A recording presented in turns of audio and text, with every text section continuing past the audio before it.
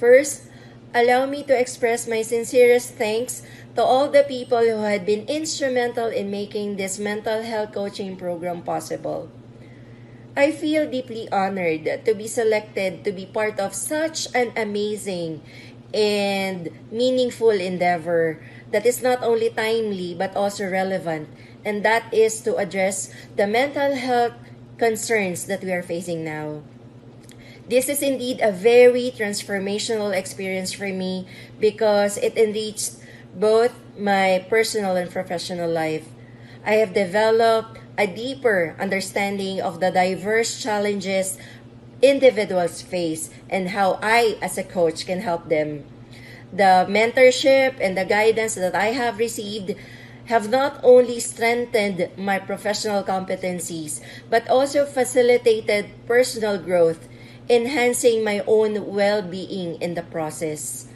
The program has equipped me with the skills, the knowledge, and the confidence to make a meaningful difference in other people's lives. And I am very excited to continue applying these learnings both in my professional undertakings and personal interactions. Again, thank you very much from the bottom of my heart. I am Jessica D. Santico, a teacher from Victorino Mapa High School and a mental health first responder coach. I cannot express enough how transformative the mental health coaching program has been for me. Through personalized guidance and support, I have gained invaluable tools to navigate my mental well-being. The program's compassionate and knowledgeable coaches, Dr. Bryce and Dr. Brenda, have helped me develop a deeper understanding of my emotions. The structured sessions and practical exercises have empowered me to make positive changes in my life, leading to improved self-confidence, which I can use to guide my students in building resilience in the face of adversity. I am truly grateful for the mental health coaching program and highly recommend it to anyone seeking guidance and growth on their mental health journey.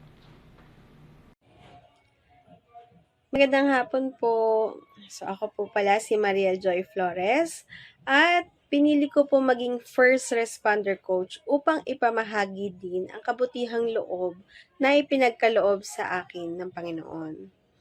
Sa tulong ng Reset Center, mas nakilala ko ang aking sarili bilang isang pinagpalang nilalang. May mga bagay na ginagawa ako na alam kong tama. Ngunit, may mas magandang paraan pa pala na maaaring gawin na itinuro sa amin ng aming butihing mental health instructor na si Dr. Bryce and Dr. Brenda. Bilang guro, nararapat lamang na matutunan ang mental health upang mapanatili ang kaayusan sa loob ng klase sa tamang paraan. Ano ba ang mga natutunan ko? Una, natutunan ko ang paggamit ng non-violence communication. Pangalawa, natutunan ko ang tamang paraan ng pakikinig. Pangatlo, ang pagsulat sa pamamagitan ng expressive writing ay nakatutulong upang mailabas ang tunay na nararamdaman natin. At marami pang iba. Ang mga impormasyong ito ay nakatulong upang maibahagi ko naman ito sa ibang tao. Kung kaya't, saludo ako sa mga taong nasa likod ng programang ito. Maraming salamat po. Good morning po. Bali po dito po sa sa program natin. Tinitrain niyo po kami maging mental coach responder, pero sa totoo lang, as the process goes by, kami mismo na-process talaga ng husto. Kasi nagkaroon ng personal realization ng mga bagay na yung mga bagay na akala namin na kahit busy kami, na-let go na namin, or yung mga issues na yung mga personal issues namin na nalagpasan na namin, nandun po yung reality, parang pinaano po nito na nandun pa rin pala. Pero somehow na ituro nyo po sa amin na may mga bagay tayong hindi maiiwasan na akala natin nakalimutan na natin pero dala pa rin natin. Tapos nagkaroon ng personal healing na yung mga bagay na pwede na palang i-let go sa tagal, na parang time heals talaga, na hindi dapat madaliin, everything has a process.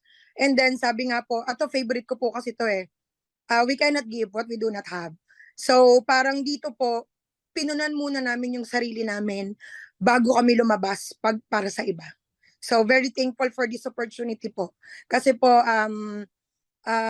tinatakal po nito yung different dimension namin. Sabi nga po ni Ma'am Guban, not only focus on the cognitive, but in our, sa teaching po, di ba, yung aming affective dimension. So thank you so much po for the opportunity. Thank you po, ma'am. Thank you po for the whole team. I cannot express how thankful I am for having the chance to be considered for the scholarship, in order to pursue a career as a mental health coach. I used to be cynical, insecure, and occasionally insensitive. However, this program has enabled me to accept and forgive myself through the healing-focused sessions. I've learned to let go of negative emotions and continually reflect on the things that I've done. I can happily say with confidence that I have acquired the skills and knowledge required to function as a mental health coach. Thanks to this wonderful program, I sincerely hope and pray that you would assist me in sharing this wonderful program to others. You know, that there's this organization that focuses on helping people with mental health problems resolve their issues and challenges. So please help me. Please help us spread the good news. Please like and share this page, and thank you for being our hero. It's so obvious that it's not easy for us teachers right after the long days of teaching and doing paperworks. But it's so ironic that we are looking forward every Saturdays. This is a different atake po eh. It's not on the cognitive level, but it's more on emotional, and then we can put it into practice. And the good thing about it is that this is an additional learnings for us. When you mentioned a while ago na maybe we have to start now by speaking in a modulated voice, not always shouting inside the classroom. So napapansin po siguro ng mga bata in a way na talagang nagiging kalmado na kami every time here comes Mondays. So ang dami ko pong ganap pero talagang I am so grateful and honored to be a part of this one. Thank you so much.